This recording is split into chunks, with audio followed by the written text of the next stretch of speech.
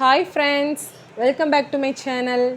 இன்னைக்கு நம்ம சேனலில் பிரேக்ஃபாஸ்ட் டின்னருக்குலாம் செய்ய பக்காவான ரெசிபி பூரி எப்படி செய்கிறதுன்னு தான் பார்க்க போகிறோம். இந்த பூரி டேஸ்ட்டாக இருக்கிறதோடு மட்டும் இல்லாமல் எவ்வளோ நேரம் ஆனாலும் ப்ளஃபியாக மொறுமொறுப்பாக இருக்கும். ஃபஸ்ட்டு இந்த ரெசிபி செய்கிறதுக்கு ஒரு மிக்சிங் பவுலில் 2 கப் கோதுமை மாவு எடுத்துக்கணும்.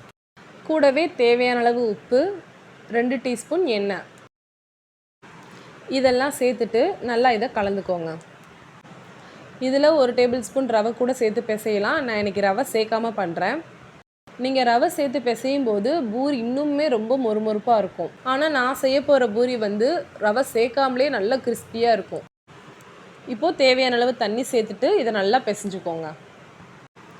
நம்ம எப்போவுமே சப்பாத்திக்கு மாவு பிசையும் போது ரொம்ப சாஃப்டாக பிசையணும். அதே மாதிரி பூரிக்கு நம்ம மாவு பிசையும் போது மாவு நல்லா டைட்டாக இருக்கணும். அப்போ தான் நம்ம பூரியை எண்ணெயில் போட்டு எடுக்கும்போது நல்லா உப்பலாக வரும்.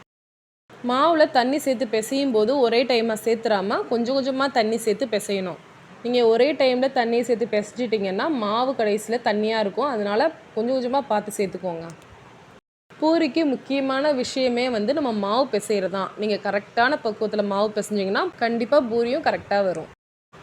மாவு பிசையும் போது இந்த மாதிரி நல்லா அழுத்தம் கொடுத்து பிசைஞ்சுக்கோங்க. நீங்கள் எந்த அளவுக்கு நீங்கள் அழுத்தம் கொடுத்து பிசைகிறீங்களோ அந்த அளவுக்கு பூரி ரொம்ப சாஃப்டாக வரும். இந்த மாதிரி நல்லா டைட்டாக பிசைஞ்சுக்கோங்க. இப்போ பாருங்கள், மாவை இந்த அளவுக்கு நம்ம கரெக்டாக டைட்டாக பிசைஞ்சிருக்கணும். இப்போ இந்த மாவை ஒரு மூடி போட்டு மூடிட்டு 1/2 மணி நேரம் அப்படியே விட்டுருங்க. நம்ம 1/2 மணி நேரம் கழித்து திரும்ப ஒரு தடவை இதை பிசையணும். இப்போ 1/2 மணி நேரம் ஆயிடுச்சு. மாவு நல்லா ஊறி இருக்குது. மாவு நல்லா சாஃப்டாகவும் வந்திருக்கு. இந்த ஸ்டேஜில் நம்ம கையில் கொஞ்சமாக ஆயில் அப்ளை பண்ணிவிட்டு திரும்ப ஒரு தடவை நல்லா பிசையணும். இந்த மாதிரி ஒரு 2-3 நிமிஷத்துக்கு கைவிடாமல் நல்லா இந்த மாதிரி பிசைஞ்சு எடுத்துக்கோங்க. இப்போ இந்த மாவை நல்லா பிசைஞ்சதுக்கப்புறம் இதில் இருந்து ஒரு சின்ன சின்ன உருண்டைங்களாக இந்த மாதிரி உருட்டி எடுத்துக்கோங்க. இந்த மாதிரி மாவு உருட்டும் போது கொஞ்சம் சின்ன சைஸாக பார்த்து உருட்டிக்கோங்க. சப்பாத்தி மாவு மாதிரி பெரிய சைஸாக எடுத்துட வேணாம்.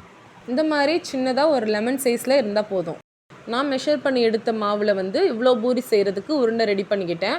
நீங்கள் இதை விட அதிகமாக பூரி சேர்ப்புறீங்கன்னா மாவை கொஞ்சம் அதிகமாக குறைவாக பார்த்து சேர்த்து எடுத்துக்கோங்க. இப்போது நம்ம பூரிக்கு மாவை தேய்ச்சி எடுத்துடலாம். மாவெல்லாம் உருட்டினதுக்கப்புறம் இந்த மாதிரி சப்பாத்தி கட்டையில் கொஞ்சமாக மாவு அப்ளை பண்ணிக்கோங்க. இதில் கோதுமை மாவு தான் ஆட் பண்ணியிருக்கேன். இதுக்கு மேலே நம்ம ரெடி பண்ண மாவை இந்த மாதிரி வச்சு ப்ரெஷ் பண்ணிவிட்டு இந்த மாதிரி தேய்ச்சி எடுத்துக்கணும். இந்த மாதிரி பூரிக்கு மாவு தேய்க்கும் போது எப்போவுமே சின்ன சைஸாக இருக்கிற மாதிரி தான் பார்த்துக்கணும். பூரிக்கு மாவு பெரிய சைஸாக நீங்கள் தேய்ச்சி எடுத்துட்டிங்கன்னா பூரி நல்லா உப்பி வராது. சீக்கிரமாகவே அது அமுங்கிரும். நீங்கள் பிகினர்ஸாக இருந்தீங்கன்னா உங்களுக்கு ரவுண்ட் ஷேப்பில் சப்பாத்தி உருட்ட வரலைன்னா நீங்கள் இந்த மெத்தடை கூட ஃபாலோ பண்ணிக்கலாம். உங்கள்கிட்ட இந்த மாதிரி சின்னதாக பவுல் இல்லைன்னா டிஃபன் பாக்ஸு இந்த மாதிரி ரவுண்ட் ஷேப்பில் இருக்கிறதா ஒன்று எடுத்துக்கோங்க. நீங்கள் நார்மலாக பூரிக்கு தேய்க்கிற மாதிரி மாவை ஃபஸ்ட்டு தேய்ச்சிட்டு நம்ம எடுத்து வச்சுருந்த பவுலை இந்த மாதிரி திருப்பி போட்டு சின்னதாக இந்த மாதிரி லேசாக தட்டினா மட்டும் போதும். இப்போ பாருங்கள் எவ்வளோ அழகாக நம்மளுக்கு ரவுண்ட் ஷேப் கிடச்சிருக்குதுன்னு. கண்டிப்பாக பிகினர்ஸாக இருக்கிறவங்க இந்த மெத்தடை ஃபாலோ பண்ணி நீங்கள் பூரி பண்ணுங்கள். ரொம்ப ரொம்ப சூப்பராக வரும். அதோடு மட்டும் இல்லாமல் நீங்கள் சப்பாத்திக்குமே இந்த மாதிரி மெத்தடை ஃபாலோ பண்ணியே நீங்கள் சப்பாத்தி சுடலாம். அதுவுமே ரவுண்ட் ஷேப்பில் சூப்பராக வரும். மாவை நல்லா தேய்ச்சதுக்கப்புறம் இந்த மாதிரி 2 சைடு இருக்கிற மாவை நல்லா தட்டி எடுத்துருங்க. இந்த மாதிரி நம்ம தட்டாமல் எண்ணெயில் அப்படியே நம்ம பூரியை போட்டு எடுத்துட்டோம்னா மாவில் அப்படியே படிஞ்சு ஒரு மாதிரி எண்ணெய் வேஸ்ட் ஆயிரும்.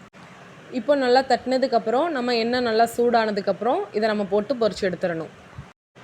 அடுப்பை நல்லா ஹை ஃப்ளேம்லேயே வச்சுக்கோங்க. அப்போ தான் நம்ம போட்ட பூரி அப்படியே நல்லா உப்பலாக பொங்கி வரும். இப்போ சூடாக இருக்கிற எண்ணெயில் நம்ம இந்த மாதிரி பூரியை போட்டதுக்கப்புறம் கரண்டியை வச்சு லேசாக அமுத்தி விட்டுட்டு சூடாக இருக்கிற எண்ணெயை கொஞ்சம் கொஞ்சமாக மேலே தெளித்து விடணும். பூரி நல்லா உப்பி வந்ததுக்கப்புறம் நம்ம மறுபக்கம் வேக வைக்கணும். அதை லைட்டாக திருப்பி விடுங்க. அதே மாதிரி கரண்டியை வச்சு கொஞ்சம் கொஞ்சமாக அமுத்து கொடுத்து எடுத்துடலாம். பூரி ரொம்ப சூப்பராக ரவுண்ட் ஷேப்பில் அழகாக வெந்து வந்திருக்கு. இதே போல் நம்ம தேய்ச்சி வச்சுருந்த எல்லா பூரியையும் எண்ணெயில் போட்டு பொரிச்சு எடுத்துடலாம். இந்த மாதிரி கொதிக்கிற எண்ணெயை பூரி மேலே நல்லா தெளித்து விட்டால் தான் நம்மளுக்கு பூரி பொங்கி வரும். பூரி சுடுறதுலேயே இந்த ஸ்டெப் ரொம்ப முக்கியமான ஸ்டெப். ஸோ இதை மட்டும் கரெக்டாக பார்த்து பண்ணிடுங்க.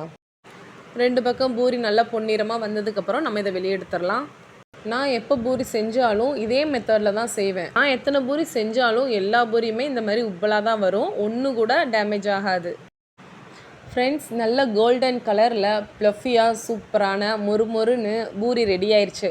நான் இந்த பூரிக்கு ஸ்பெஷலான உருளைக்கிழங்கு மசாலா தான் வச்சு சர்வ் பண்ண போகிறேன். 5 நிமிஷத்தில் ரொம்ப டேஸ்ட்டாக பூரி கிழங்கு மசாலா எப்படி செய்கிறதுன்னு நான் ஆல்ரெடி வீடியோ அப்லோட் பண்ணியிருக்கேன்.